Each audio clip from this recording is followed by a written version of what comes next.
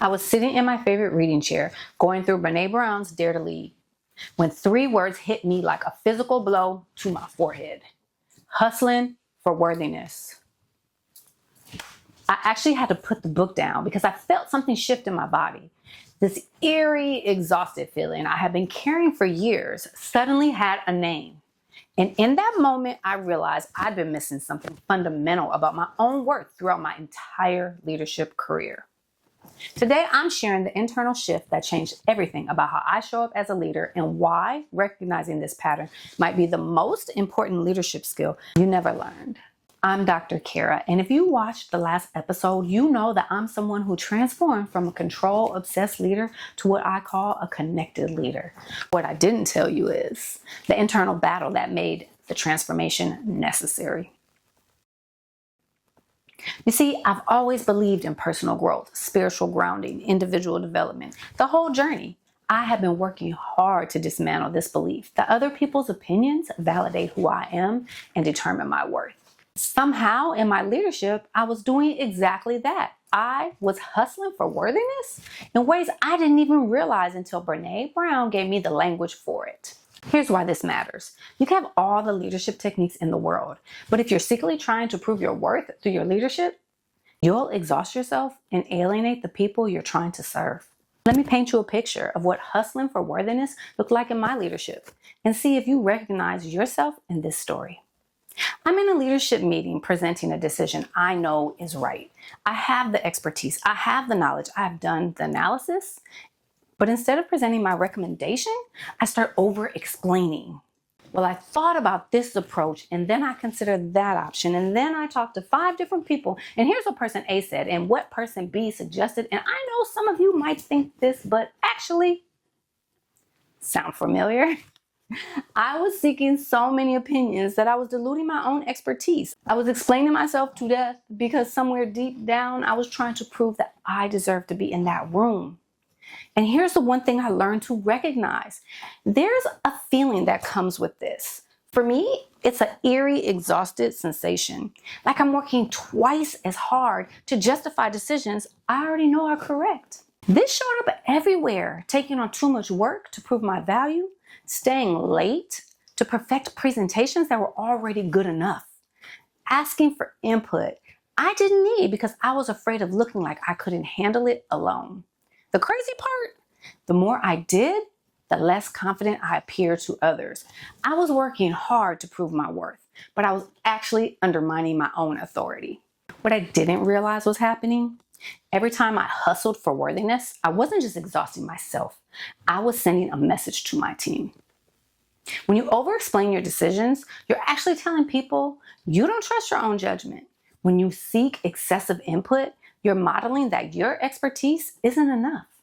When you work twice as hard to prove that you belong, you're creating a culture where everyone has to prove that they belong.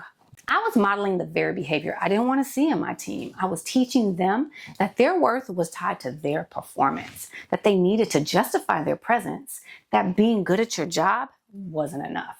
You had to be perfect at proving you were good at your job. The most devastating part, I was doing this while teaching connected leadership.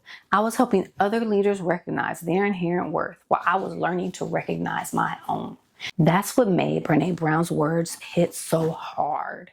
I realized I'd been so focused on proving I belonged that I had forgotten to simply trust that I did. So there I was, book in my lap, feeling that phrase, hustling for worthiness, verbatim through my entire nervous system. And I made a decision that changed everything. I decided to pay attention to that feeling, that eerie, exhausted sensation I get when I start over-explaining myself. Instead of pushing through it, I would recognize it as data. Now when I feel that familiar exhaustion creeping in during a conversation, I literally pause and ask myself, am I explaining because they need to understand? Or am I explaining because I need to prove something? There's a huge difference between breaking things down to help people learn, which I love doing, and over-explaining to prove I deserve to be heard. One comes from service and the other comes from insecurity. I started carrying my decisions with quiet confidence. When I know something is right, I present clearly once and trust my expertise. When I need input, I ask specific people questions rather than seeking validation from everyone. And you know what? That eerie feeling became my early warning system. The moment I feel it, I know I'm starting to hustle for worthiness, and I can course correct real time. I know some of you are thinking, but Dr. Cara, don't we need to explain our decisions? Isn't it good leadership to seek input? Absolutely.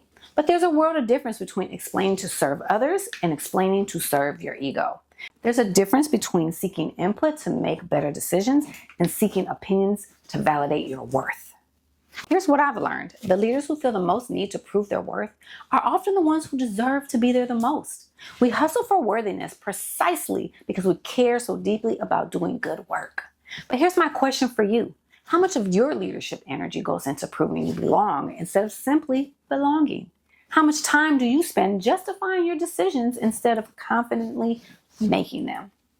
I want you to start noticing your own version of that eerie feeling. Maybe it's tension in your shoulders when you're over preparing. Maybe it's that anxious energy when you ask for the fifth opinion on something you already know.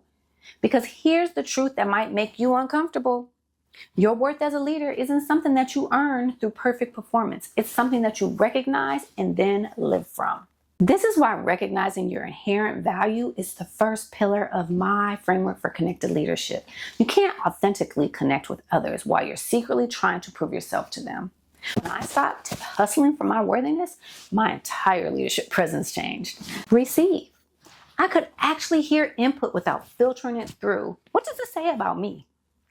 Perceive. I could assess situations based on what was needed, not what would make me look good. Respond. I could make decisions from wisdom rather than insecurity. Here's something important.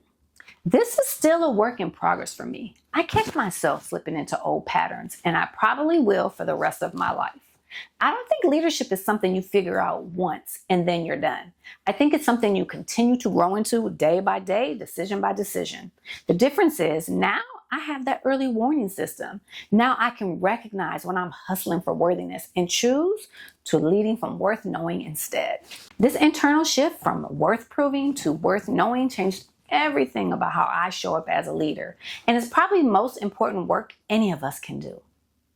Next week, I'm sharing the moment I discovered my real job as a leader isn't to have all the answers. It's to help people do their jobs better. We're diving into how I refined my leadership itself and why I believe your job is to make everyone else's job easier. Right now, I want to hear from you. What does your version of hustling for worthiness look like? Maybe it's overworking, over-preparing, over-explaining like I was. Or perhaps it's pleasing people or perfectionism. Drop a comment and describe that feeling you get when you're trying to prove rather than simply be. I promise you're not alone in this, and recognizing it is the first step to freedom. Here's what I want you to know about who I am. I'm someone who's learned that your worth as a leader isn't earned through performance. It's recognized through presence, and that changes everything.